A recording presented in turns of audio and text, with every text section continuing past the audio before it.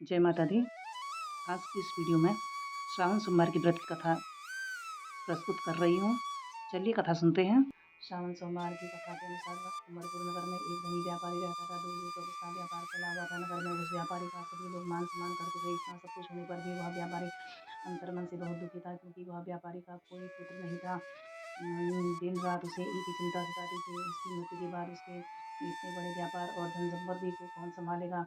पुत्र पाने की इच्छा से वह व्यापारी प्रति सोमवार भगवान शिव की पूजा व्रत किया करता था। सायंकाल को व्यापारी शिव मंदिर में जाकर भगवान शिव के सामने घी का दीपक जलाया करता था। उस व्यापारी की भक्ति देखकर एक दिन पार्वती ने भगवान शिव से कहा, हे प्राणनाथ, यह व्यापारी आपका सच्चा भक्त है। कितने दिनों से यह सोमवार का व्रत और पूजा नियमित कर रहा है। भगवान, आप इस व्यापारी की मनोकामना अवश्य पूर्ण करें। भगवान शिव ने मुस्कुराते हुए कहा, हे पार्वती, इस संसार में सबको उसके कर्म के अनुसार फल की प्राप्ति होती है। प्राणी जैसे कर्म करते हैं उन्हें वैसा ही फल प्राप्त होता है। के बावजूद पार्वती जी नहीं मानी। उन्होंने आग्रह करते हुए कहा, नहीं प्राणनाथ, आपको इस व्यापारी की इच्छा पूरी करनी ही पड़ेगी। यह आपका अनन्य भक्त है, प्रति सोमवार आपका विधिवत व्रत रखता है और पूजा अर्चना के बाद आपको भोग लगाकर एक समय भोजन ग्रहण करता है। आपको इसे पुत्र प्राप्ति का वरदान देना ही होगा। पार्वती का इतना आग्रह देखकर भगवान शिव ने कहा, तुम्हारे आग्रह पर मैं इस व्यापारी को पुत्र प्राप्ति का वरदान देता हूँ, लेकिन इसका पुत्र 16 वर्ष से अधिक जीवित नहीं रहेगा। उसी रात भगवान शिव ने स्वप्न में उस व्यापारी को दर्शन देकर उसे पुत्र प्राप्ति का वरदान दिया और उसके पुत्र को 16 वर्ष तक जीवित रहने की बात भी बताई।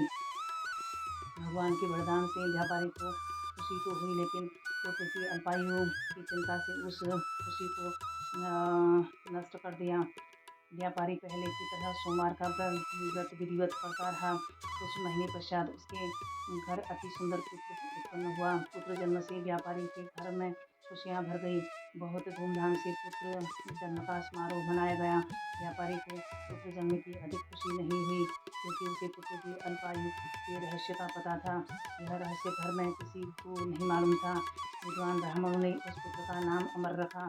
अमर जब 12 वर्ष का हुआ तो शिक्षा के लिए उसे वाराणसी भेजने का निश्चय हुआ। व्यापारी ने अमर के मामा दीपचंद को बुलाया और कहा कि अमर को शिक्षा प्राप्त करने के लिए वाराणसी छोड़ आओ। अमर अपने मामा के साथ शिक्षा प्राप्त करने के लिए चल दिया। रास्ते में जहाँ भी अमर और दीपचंद रात्रि विश्राम के लिए ठहरते, वहीं यज्ञ कराते और ब्राह्मणों को भोजन कराते थे। लंबी यात्रा के बाद अमर और दीपचंद एक नगर में पहुंचे।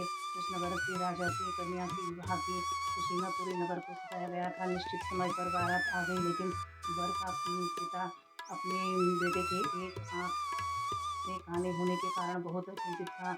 उसे इस बात का भय सता रहा था कि राजा को इस बात का अगर पता चलने पर कहीं वह विवाह से इनकार न कर दे, इससे उसकी बदनामी होगी। वर के पिता ने अमर को देखा तो उसके मस्तिष्क में एक विचार आया। उसने सोचा, क्यों नहीं इस लड़के को दूल्हा बनाकर राजकुमारी से विवाह करा दूं। विवाह के बाद इसको धन देकर विदा कर दूंगा और राजकुमारी को अपने नगर में ले जाऊंगा। वर के पिता ने इसी संबंध में अमर और दीपचंद्र से बात की। दीपचंद ने धन मिलने के लालच में वर के पिता की बात स्वीकार कर ली। अमर को दूल्हे के वस्त्र पहनाकर राजकुमारी चंद्रिका से विवाह करा दिया गया। राजा ने बहुत सा धन देकर राजकुमारी को विदा किया। अमर जब लौट रहा था तो सच नहीं छुपा सका और उसने राजकुमारी की ओढ़नी पर लिख दिया, राजकुमारी चंद्रिका, तुम्हारा विवाह तो मेरे साथ हुआ था। मैं तो वाराणसी में शिक्षा प्राप्त करने जा रहा हूँ। अब तुम्हें जिस नवयुवक की पत्नी बनना पड़ेगा वह पाना है। जब राजकुमारी ने अपनी ओढ़नी पर लिखा हुआ पढ़ा तो उसने काले लड़के के साथ जाने से इनकार कर दिया। राजा ने सब बातें जानकर राजकुमारी को महल में रख लिया। उधर अमर अपने मामा दीपचंद्र के साथ वाराणसी पहुंच गया। अमर ने गुरुकुल में पढ़ना शुरू कर दिया। जब अमर की आयु 16 वर्ष की हुई तो उसने एक यज्ञ किया। यज्ञ की समाप्ति पर ब्राह्मणों को भोजन कराया और खूब अन्न वस्त्र दान दिए। रात को अमर अपने शयन कक्ष में सो गया। शिव के वरदान के अनुसार शयनावस्था में ही अमर के प्राण पखेरु उड़ गए, सूर्य गए। पर मामा अमर को मृत देखकर रोने पीटने लगा। आसपास के लोग भी एकत्रित होकर दुख प्रकट करने लगे। मामा के रोने विलाप करने के स्वर समीप से गुजरते हुए भगवान शिव और माता पार्वती ने भी सुने। पार्वती जी ने भगवान से कहा, प्राणनाथ, मुझसे इसके रोने के स्वर सहन नहीं हो रहे।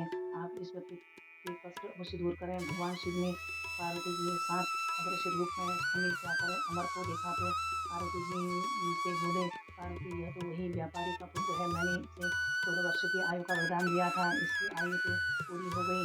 माँ पार्वती ने फिर भगवान शिव से निवेदन किया, हे प्राणनाथ, आप इस लड़के को जीवित करें, नहीं तो इसके माता पिता पुत्र की मृत्यु के कारण रो रोकर अपने प्राण पखेरु त्याग देंगे। इस लड़के का पिता तो आपका परम भक्त है, वर्षों से सोमवार का व्रत करते हुए आपको भोग लगा रहा है। पार्वती के आग्रह करने पर भगवान शिव ने उस लड़के को जीवित होने का वरदान दिया और कुछ ही पल में वह जीवित होकर उठ बैठा। शिक्षा समाप्त करके अमर मामा के साथ अपने नगर की ओर चल दिया।